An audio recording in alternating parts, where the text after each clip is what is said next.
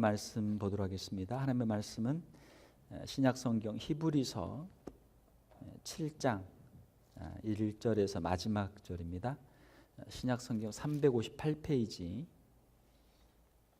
히브리서 7장 1절에서 마지막 절까지 저와 여러분이 한 절씩 교독하도록 하겠습니다. 이 멜기세덱은 셀렘 왕이요 지극히 높으신 하나님의 제사장이라. 여러 왕을 쳐서 죽이고 돌아오는 아브라함을 만나 복을 빈 자라. 아브라함이 모든 것의 10분의 1을 그에게 나누어 주니라. 그 이름을 해석하면 먼저는 의의 왕이요 그 다음은 살렘 왕이니 곧 평강의 왕이요. 아버지도 없고 어머니도 없고 족보도 없고 시작한 날도 없고 생명의 끝도 없어 하나님의 아들과 닮아서 항상 제사장으로 있느니라. 이 사람이 얼마나 높은가를 생각해 보라. 조상 아브라함도 노량물 중 10분의 1을 그에게 주었느니라. 레위의 아들들 가운데 제사장의 직분을 받은 자들은 율법을 따라 아브라함의 허리에서 난 자라도 자기 형제인 백성에게서 10분의 1을 취하라는 명령을 받았으나 레위 족보에 들지 아니한 멜기세덱은 아브라함에게서 10분의 1을 취하고 약속을 받은 그를 위하여 복을 빌었나니 논란의 여지 없이 낮은 자가 높은 자에게서 축복을 받느니라. 또 여기는 죽을 자들이 10분의 1을 받으나 저기는 산다고 증거를 얻은 자가 받았느니라. 또한 10분의 1을 받는 레위도 아브라함으로 말미암아 10분의 1을 바쳤다고 할 수 있나니 이는 멜기세덱이 아브라함을 만날 때에 레위는 이미 자기 조상의 허리에 있었음이라. 레위 계통의 제사 직분으로 말미암아 온전함을 얻을 수 있었으면 백성이 그 아래에서 율법을 받았으니 어찌하여 아론의 반차를 따르지 않고 멜기세덱의 반차를 따르는 다른 한 제사장을 세울 필요가 있느냐. 제사 직분이 바뀌어졌은즉 율법도 반드시 바꾸어지리니 이것은 한 사람도 제단 일을 받들지 않는 다른 지파에 속한 자를 가리켜 말한 것이라. 우리 주께서는 유다로부터 나신 것이 분명하도다. 이 지파에는 모세가 제사장들에 관하여 말한 것이 하나도 없고 멜기세덱과 같은 별다른 한 제사장이 일어난 것을 보니 더욱 분명하도다. 그는 육신에 속한 한 계명의 법을 따르지 아니하고 오직 불멸의 생명의 능력을 따라 되었으니 증언하기를 내가 영원히 멜기세덱의 반차를 따르는 제사장이라 하였도다. 전에 있던 계명은 연약하고 무익함으로 패하고 율법은 아무것도 온전하게 못할지라. 이에 더 좋은 소망이 생기니 이것으로 우리가 하나님께 가까이 가느니라. 또 예수께서 제사장이 되신 것은 맹세 없이 된 것이 아니니 그들은 맹세 없이 제사장이 되었을 때 오직 예수는 자기에게 말씀하신 이로 말미암아 맹세로 되신 것이라. 주께서 맹세하시고 뉘우치지 아니하시리니 내가 영원히 제사장이라 하셨도다. 이와 같이 예수는 더 좋은 언약의 보증이 되셨느니라. 제사장 된 그들의 수요가 많은 것은 죽음으로 말미암아 항상 잊지 못함이로되 예수는 영원히 계심으로 그 제사장 직분도 갈리지 아니하느니라. 그러므로 자기를 힘입어 하나님께 나아가는 자들을 온전히 구원하실 수 있으니 이는 그가 항상 살아계셔서 그들을 위하여 간구하심이라. 이러한 대제사장은 우리에게 합당하니 거룩하고 악이 없고 더러움이 없고 죄인에게서 떠나 계시고 하늘보다 높이 되시니라. 그는 저 대제사장이 먼저 자기 죄를 위하고 다음에 백성의 죄를 위하여 날마다 제사 드리는 것과 같이 할 필요가 없으니 이는 그가 단번에 자기를 드려 이루셨음이라. 율법은 약점을 가진 사람들을 제사장으로 세웠거니와 율법 후에 하신 맹세의 말씀은 영원히 온전하게 되신 아들을 세우셨느니라. 아멘. 우리가 히브리서를 함께 보고 있습니다. 히브리서는 참 신약 성경 중에서 어려운 성경 책에 속하죠. 요한계시록 같은 경우도 참 해석이 어렵죠. 히브리서도 구약의 제사 제도를 잘 알고 있어야만 해석이 가능한 좀 어려운 성경 중에 한 부분입니다. 예수 그리스도의 사역을 보게 되면 우리가 삼중 사역을 이야기하죠. 예수 그리스도는 하나님의 말씀을 전하는 하나님의 이 계시, 하나님의 비밀을 우리에게 알려주시는 선지자의 사명을 감당하셨고, 또 예수 그리스도는 하나님 나라의 통치권을 받고 왕으로, 오늘 우리 찬양도 불렀지만 왕으로 오셔서 우리를 성도들을 하나님의 백성들 다스리시는 왕의 사역을 하시죠. 그리고 또 하나 예수 그리스도의 사역은 제사장의 사역이죠. 우리 인류의 죄를 대신하여 십자가에서 자신을 들여서 화목제물로 희생의 제사를 드리시는 대제사장의 직분을 감당을 하셨죠. 이것을 우리가 예수 그리스도의 삼중직이다 이렇게 이야기합니다. 선지자직, 왕직, 그리고 제사장직이죠. 구약 시대에 보게 되면은 이 왕과 선지자와 제사장은 기름을 부었어요. 어노인팅, 이 올리브 감람유를 부어서 하나님의 이 직분을 감당하도록 그렇게 세웠던 것이죠. 예수 그리스도는 신약에서 성령으로 충만하셔서 이 삼중직을 감당하셨던 것이죠. 자, 히브리서에서는 특별히 예수 그리스도의 대제사장 직분에 대해서 아주 집중적으로 다루고 있고, 예수 그리스도의 신약에서 공생애에서 특별히 그 마지막 고난 주간에서 십자가에서 사역은 바로 이 제사장의 직분에 포커스를 맞추고 있죠. 오늘 우리 함께 읽은 히브리서 7장 말씀을 가지고 단번에 드린 제사라는 제목으로 말씀을 보도록 하겠습니다. 자, 이 제사라고 하는 것은 왜 드립니까? 구약의 제사 제도가 있는 이유는 하나님 앞에 범죄했을 때, 또 이웃에게 죄를 지었을 때 그 죄를 어떻게 할 것인가, 죄의 문제를 해결하기 위해서 제사를 드렸죠. 구약 시대에는 어떻게 제사를 드렸습니까? 레위기에 보게 되면은 거기에 다양한 이제 제사의 방법들이 있는데 대표적인 것들이 이제 소나 양이나 염소나 뭐 비둘기나 짐승을 잡아서 그 피를 가지고 제사를 드렸죠. 자, 그래서 이 레위기에는 그 제사에 대한 아주 다양한 아주 구체적인 그런 말씀들이 있습니다. 제사장을 누구를 할 것인지, 어떻게 세울 것인지, 제사는 어떻게 드릴 것인지, 제사에도 종류도 다양하거든요. 제사를 어떻게 드릴 것인지 하는 모든 것들이 레위기에 기록이 되어 있습니다. 자, 그런데 구약에서는 율법이 있고 또 율법에 의해서 제사를 드렸는데, 자, 유대교가 구약의 모든 율법에 따라서 율법을 지키고 제사를 드렸던 것이 구약의 유대교죠. 자, 그러면 지금의 유대교는 어떻습니까? 지금의 유대교, 혹시 여러분 주위에 주이시들이 있나요? 유대인들? 자, 지금 예루살렘에 이 하나님께 제사를 드리는 성전이 있습니까? 없습니까? 성전이 없단 말이에요. 성전을 2번 지었는데 2번 다 성전이 다 파괴가 됐어요. 첫 번째 성전은 솔로몬 성전. 솔로몬이 정성을 다해서 성전을 지었는데 그 성전이 BC 586년에 바벨론에 의해서 그 성전이 다 무너졌어요. 다 회파됐어요. 자, 그리고 70년 후에 바벨론에서 돌아온 이스라엘 이 유다의 백성들이 수룹바벨을 중심으로 다시 제2성전을 지었어요. 자, 그런데 그 성전이 예수님 당시에도 있었어요. 자, 그런데 그 성전이 AD 70년에 로마에 의해서 또 다 파괴가 됐어요. 지금은 예루살렘에 성전이 없습니다. 과거에 성전이 있었던 자리에는 이제 나중에 이슬람 사람들이 거기다가 이슬람 사원을 지어놨어요. 과거에 솔로몬의 성전, 수룹바벨의 성전이 있던 자리에는 지금 이슬람의 사원만 있어요. 그렇기 때문에 더 이상 유대인들이 제사를 드리고 싶어도 성전이 없기 때문에 제사를 드릴 수 없단 말이에요. 자, 구약의 제사가 이제는 스탑이 된 거죠. 이제는 제사를 드릴 수가 없어요. 성전이 없기 때문에. 자, 히브리서에서 예수 그리스도에 대해서 말씀을 하고 계시죠. 히브리서를 쓴 이유는 유대인들 가운데 예수 그리스도를 믿는 신자들이 생겨났는데, 유대인들로부터 또 로마 제국으로부터 엄청난 박해가 있을 때 또 많은 사람들이 배교를 한단 말이에요.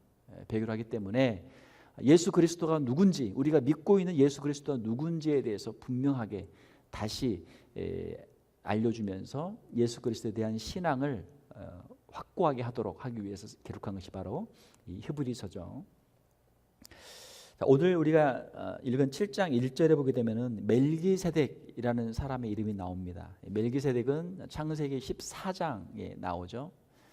자, 아브라함 시대에 아브라함의 조카 롯이라는 사람이 있었는데, 이 조카 롯이 소돔이라고 하는 성에 살았습니다.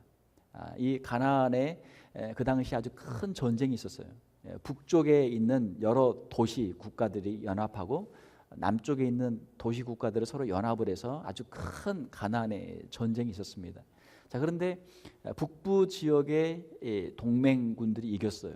그래서 남쪽에 있었던 소돔과 고모라 등 여러 도시들이 약탈을 당하고 또 그 재산들을 다 빼앗기고 아브라함의 조카 롯도 거기에 포로로 잡혀가게 됐죠. 자, 이 소식을 들은 아브라함이 자기 집에서 기르던 자신의 사병, 자신의 종들을 모아가지고 318명을 모아가지고 쫓아가서 기습을 해서 그 조카와 또 그 모든 그 빼앗겼던 재물들을 다시 가지고 돌아옵니다. 다시 돌아와요. 다시 돌아올 때 소돔 왕과 또 살렘 왕이 나와서 이제 영접을 하죠. 자, 그 살렘 왕이 바로 이 멜기세덱이라고 하는 사람인데, 멜기세덱이 하나님의 이름으로 아브라함을 축복을 했습니다. 그때 아브라함이 이 멜기세덱에게 자기의 전리품의 10분의 1을 멜기세덱에게 드렸던 것이죠. 자, 7장 1절에 보게 되면 이 멜기세덱은 살렘 왕이요. 살렘이라고 하는 뜻은 이 평강이다, 평화다 그런 뜻이에요. 살렘 왕이요. 지극히 높으신 하나님의 제사장이라. 자, 제사장 제도가 언제부터 생겼어요? 출애굽기에 생겼잖아요.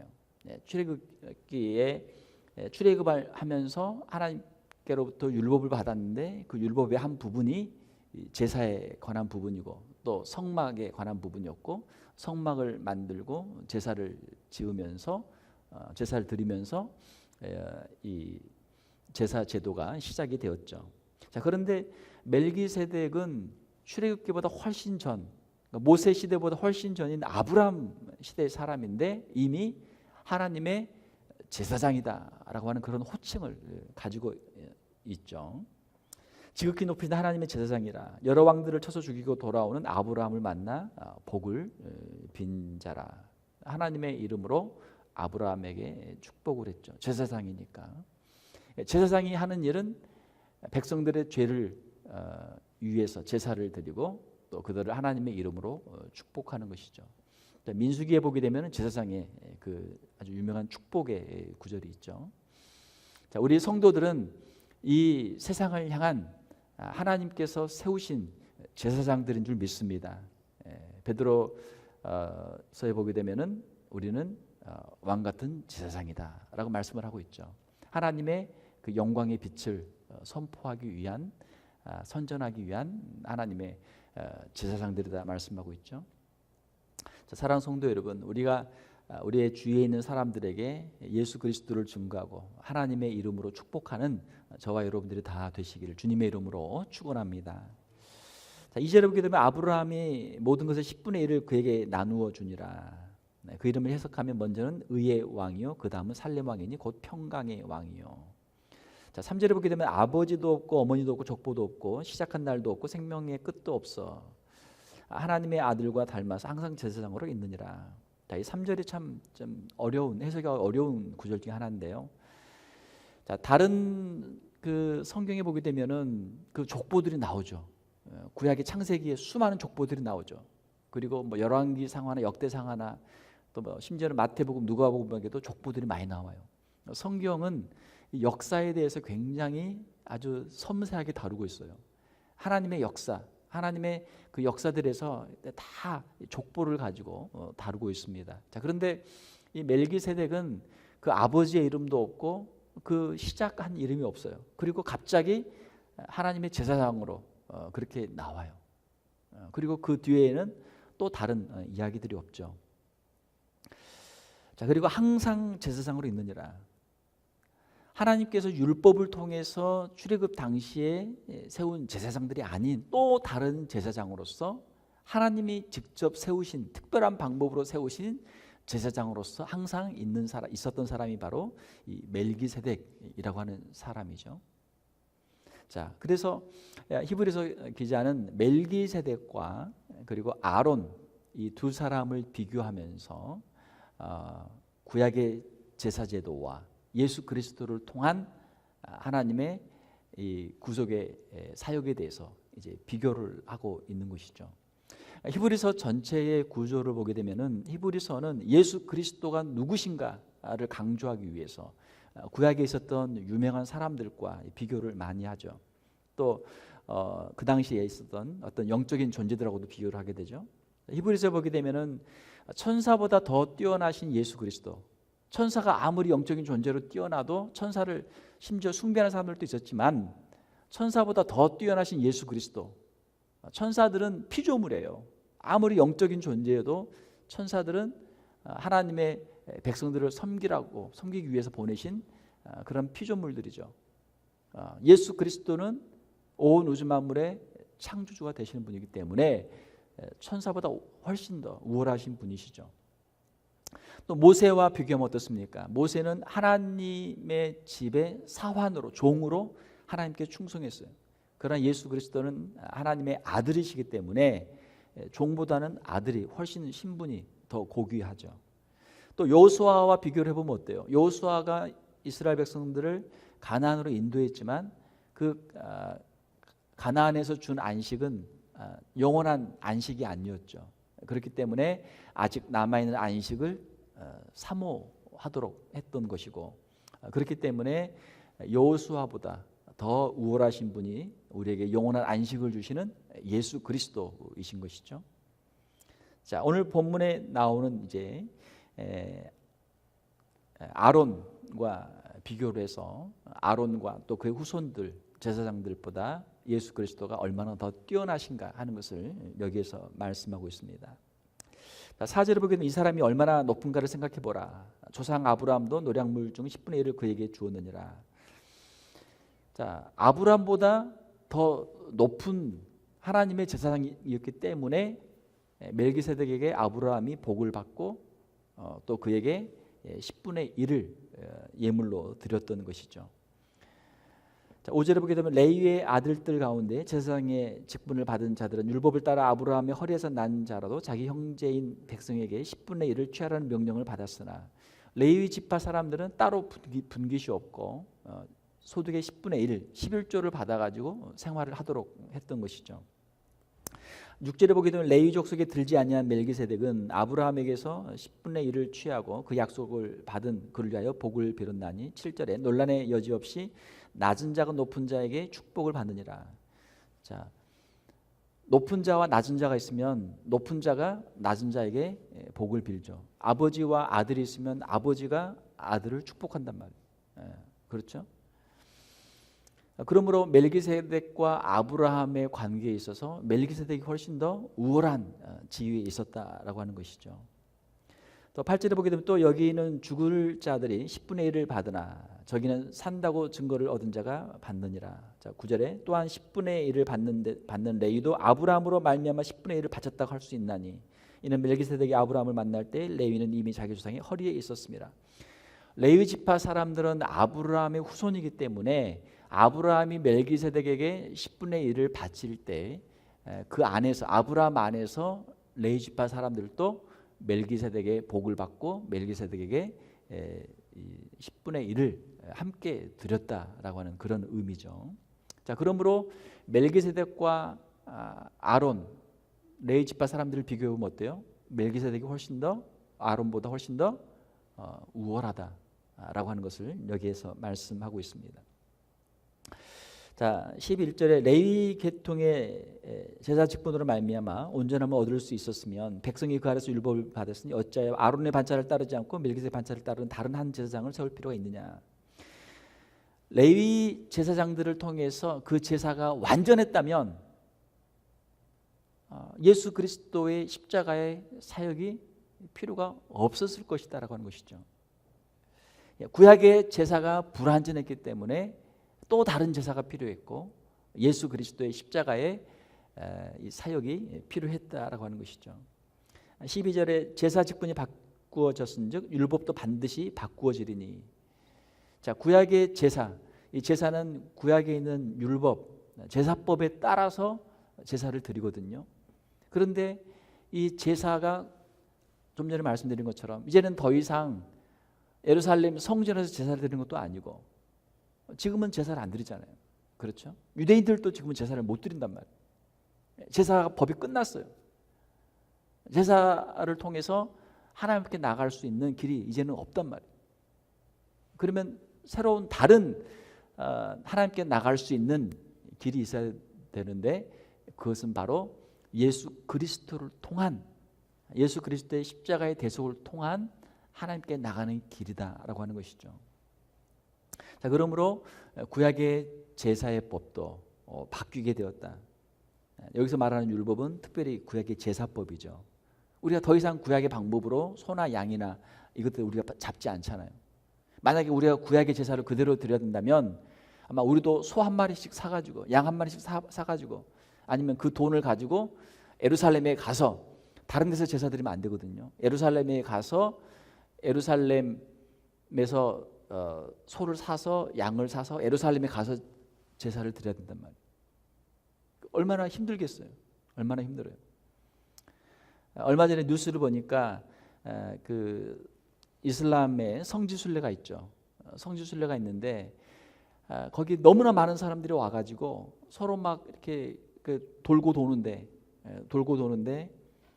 그 악마의 이게 돌을 던지는 의식을 행하는데, 거기에 사람들이 막 서로 막 몰리니까 밀쳐가지고 압사해서 죽는 사람이 거의 해마다 뭐 적게는 뭐 수백 명, 많게는 뭐 1000명 이상씩 그렇게 사고가 난단 말이에요. 예. 그렇게 많은 사람들이 전 세계에서 한꺼번에 오니까. 사우디아라비아에서는 그 메카의 성지순례를 전 세계에서 너무나 많은 이슬람 사람들이 오려고 하기 때문에 그걸 못 오게 막고 있어요. 너무나 많이 오면 이건 뭐 지금도 컨트롤이 안 되는데 통제가 더 안 되니까. 그래서 각 나라에다가 이 쿼터를 준단 말이에요. 티오를 줘요. 그 각 나라에서 그 기간 동안에 사우디아라비아에 올 수 있는 사람 수가 딱 정해져 있어요. 그래서 각 나라마다 메카를 방문하기 위해서 수많은 사람들이 줄을 서 있는데, 순서를 딱 기다리고 있는데, 어떤 사람은 뭐 20년, 30년 뒤에야 올 수 있는 순서로, 그렇게 수많은 전 세계 이슬람 사람들이 지금 메카를 평생에 한 번은 이제 성지순례를 하라 이렇게 돼 있기 때문에 하게 좀 서 있단 말이에요. 자, 만약에 우리 기독교에서도 예루살렘에 가서 제사를 드려야 된다, 만약 이러한 구약의 법을 지금까지 우리가 가지고 있다면, 성경을 가지고 있다면 어떻게 하겠어요? 예루살렘에 가야죠. 일생에 한 번이라도 가야죠. 그러면 전 세계 수십억의 사람들이 거기를 어떻게 보겠어요? 예. 메카에서 일어나는 그 대형 압사 사고 이상의 사고가 예루살렘에서 매해 일어날 수밖에 없는 그런 상황이 되죠. 자, 그러나 구약의 제사로 우리가 예루살렘에 가서 제사를 드리는 것이 아니고, 우리는 이제 예수 그리스도를 통해서 하나님 앞에 나갈 수 있는 새롭고 산 길이 열린 줄 믿습니다. 이것이 신약이에요. 구약과 신약의 차이예요.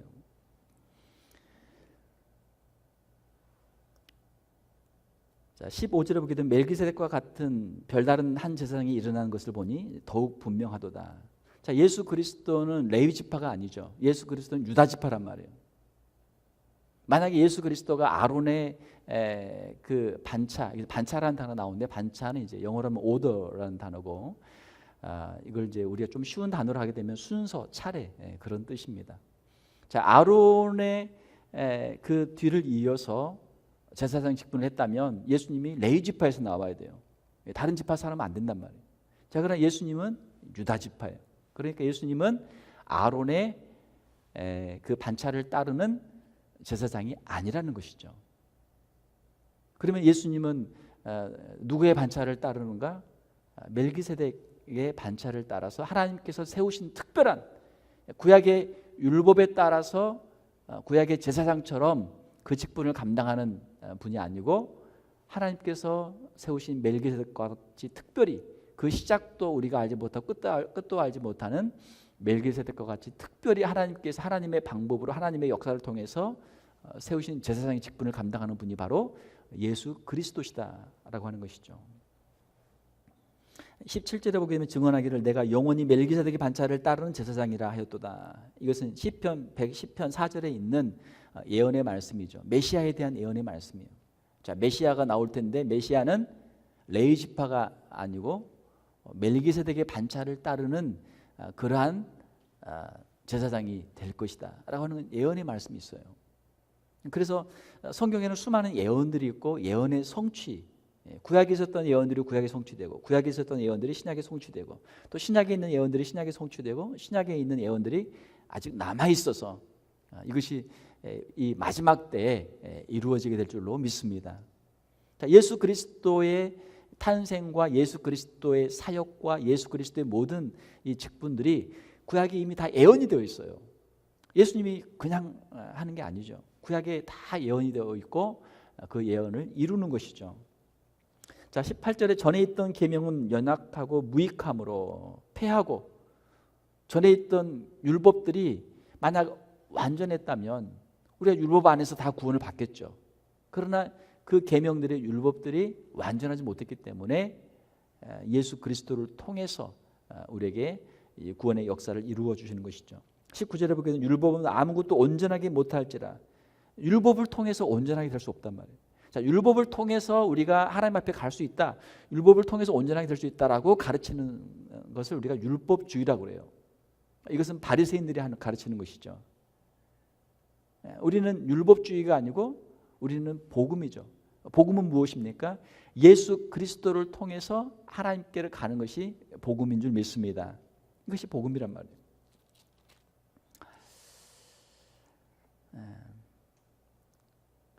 자, 24절에 보게 되면 예수는 영원히 계심으로 그 제사장 직분도 갈리지 아니하느니라. 예수님은 영원히 계시다. 구약의 제사장들은 영원히 있을 수 없죠. 23절에 보게 되면 제사장된 그들의 수요가 많은 것은 죽음으로 말미암아 항상 있지 못함이로되. 구약의 제사장들이 계속 죽으니까 사람은 많지만 계속 죽고 또 새로운 사람이 하고 그렇죠. 그러나 예수 그리스도는 영원히 계심으로 그 제사장 직분을 영원히 감당하시는 것이죠. 25절에 보게 되면 그러므로 자기를 힘입어 하나님께 나아가는 자는 자들을 온전히 구원하실 수 있으니 이는 그가 항상 살아계셔서 그들을 위하여 간구하심이라. 예수 그리스도의 사역은 온전한 사역. 구약의 제사 제도는 불완전하지만 예수 그리스도의 사역은 온전한 사역이죠. 그리고 지금도 살아계시죠. 구약의 제사장들은 이미 다 죽어서 그 직분을 지금은 수행할 수 없지만 예수 그리스도는 살아계셔서 그 직분을 지금도 수행하고 계시는 것이죠. 또한 26절에 보게 되면은 이러한 대제사장 우리에게 합당하니 거룩하고 악이 없고 더러움이 없고 죄인에게서 떠나 계시고 하늘보다 높이 되시니라. 예수 그리스도는 악이 없고 더러움이 없고 죄인에게서 떠나 계시다. 예수 그리스도는 죄가 없어요. 자, 구약의 제사장들은 어때요? 자기 죄가 있죠. 28절에 보게 되면 율법은 약점을 가진 사람들을 제사장으로 세웠거니와. 구약의 제사장들이 약점이 있기 때문에 자기 자신을 위해서 먼저 제사를 드리고 난 후에 백성들을 위해서 제사를 드리는 것이 구약의 제사장들이죠. 그러나 예수 그리스도는 죄가 없으신 분이기 때문에 우리를 위해서 완전한 제사를 드릴 수 있는 그런 분이죠. 27절에 보게 되면 그는 저 대제사장들이 먼저 자기 죄를 위하고 다음에 백성의 죄를 위하여 날마다 제사 드리는 것과 같이 할 필요가 없으니. 구약의 제사장들을 보게 되면 날마다 제사를 드린단 말이에요. 왜? 어제 제사를 드렸지만 어제 제사가 오늘은 효력이 없어요. 과거에 지은 죄에 대해서만 그 회개한 죄에 대해서만 효력이 있기 때문에 오늘 죄를 지으면 또 제사를 드려야 돼요. 그래서 제사가 계속 반복적으로 드렸던 것이죠. 날마다 제사 드리는 것과 같이 할 필요가 없으니 이는 그가 단번에 자기를 드려 이루셨습니다. 자, 오늘 단번에 드린 제사인데 예수 그리스도의 십자가는 한 번, once for all, 한 번으로서 영원한 제사를 드리는 것이 바로 예수 그리스도의 제사죠. 자, 우리가 인생을 살면서 여러 가지 많은 문제들이 있고 또 죄책감에 우리가 시달립니다. 죄를 짓습니다. 실제로. 자, 그 문제를 어떻게 해결해요? 우리의 죄는 예수 그리스도의 십자가 안에서 온전히 해결되는 줄 믿습니다. 예수 그리스도의 십자가를 바라보면 된다는 것이죠. 예수 그리스도의 십자가 안에서 우리의 모든 죄가 사함을 받은 줄로 믿습니다.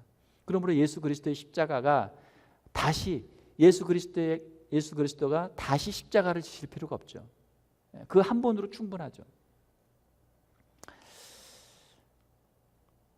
이는 그가 단번에 자기를 들여 이루셨습니다라고 하는 것이죠. 자, 오늘 함께 본 말씀을 좀 도표로 정리를 해보면요, 멜기세덱과 아론의 차이가 있습니다. 파워포인트 좀 보시면 멜기세덱과 아론의 차이, 또 아론의 그 후손들의 차이를 보게 되면 직분의 재정을 멜기세덱은 하나님께서 특별한 방법으로 해서 항상 제사장으로 있는 사람이었고, 아론은 또 그 후손들은 일시적이었죠. 죽으니까 일시적으로. 직분의 근거는 멜기세덱은 하나님의 특별한 선택과 섭리 가운데 제사장 직분을 감당을 했고, 그리고 아론과 그 후손들을 보게 되면 출애굽 시에 율법에 따라서 제사장이 되었죠.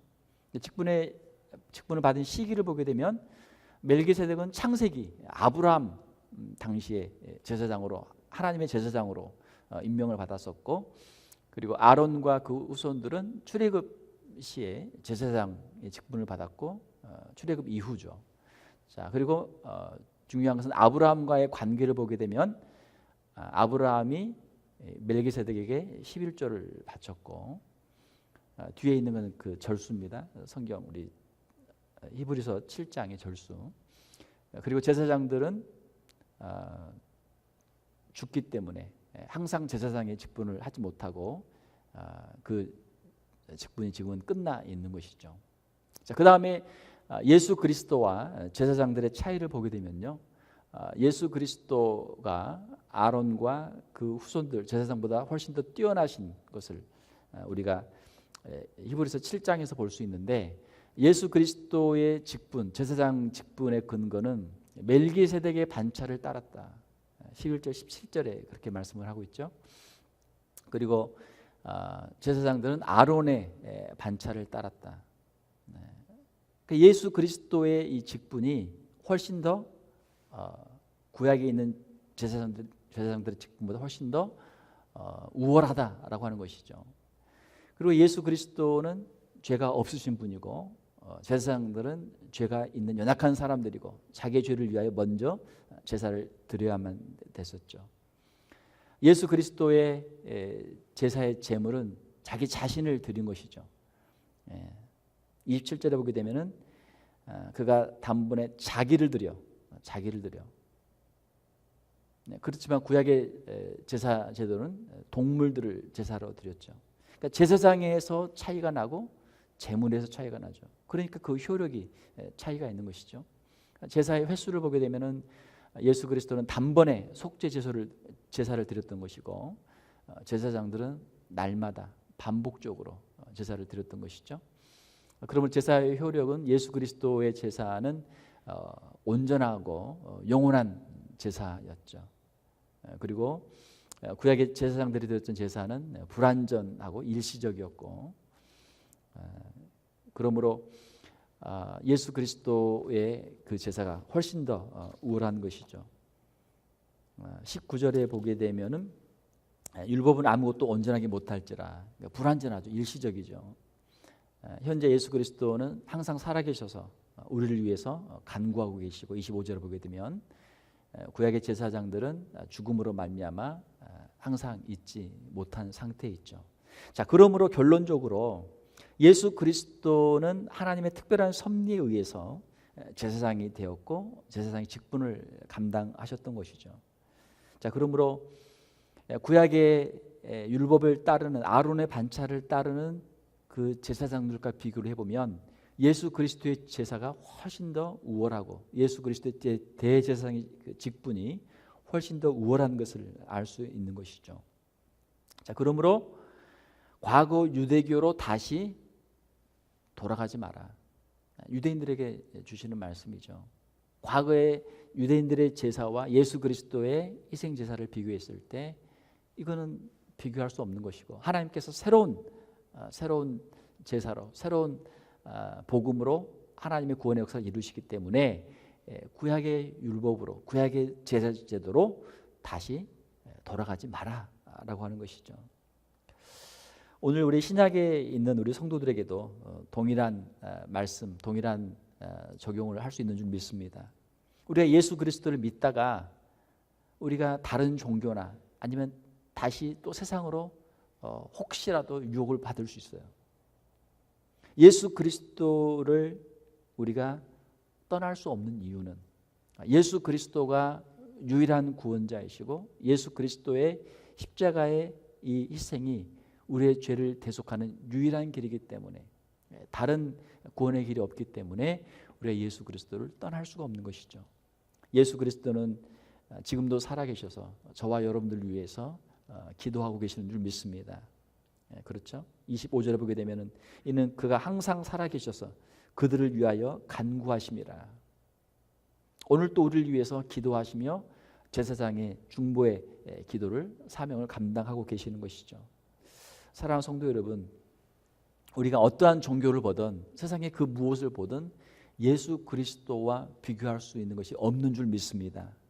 예수 그리스도의 그 존귀한 예수 그리스도의 이름을 우리가 바꿀 게 없단 말이에요.